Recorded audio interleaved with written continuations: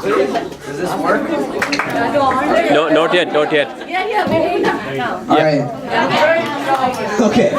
So before I perform, I'm just gonna tell a little story about Anand that really shows his character to me. And don't worry, I'm not gonna embarrass you too bad. Hopefully. So before Anand, Gokul, Shiv, and I used to have sleepovers together, I used to have sleepovers with just Anand, and this was way back when I was maybe 4 or 5 years old. And this was back in Anand's old apartment, if you guys remember that. And I had my first sleepover ever with Anand at that apartment when I was about, I think, 4 years old. And I remember we thought we were super cool because we got to stay up really late and Ranjini Auntie let us sleep only at 11 p.m. And we thought that was really late at that point, and we thought we were the cool kids. So at 11 o'clock, Ranjini Auntie calls us and we have to go to sleep. Now, embarrassingly enough for me, I was extremely scared to sleep in another person's house. And since it was my first sleepover, I did feel really scared.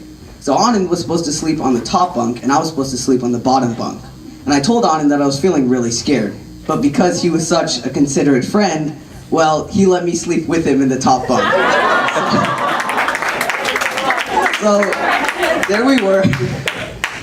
4-year-old Anoop, 6-year-old Anand sleeping in this kid-sized top bunk, and it was really uncomfortable the whole night, but what I do remember was that I felt safe and I wasn't afraid anymore when I was sleeping with Anand. So Anand, he's always been a great friend throughout my entire life.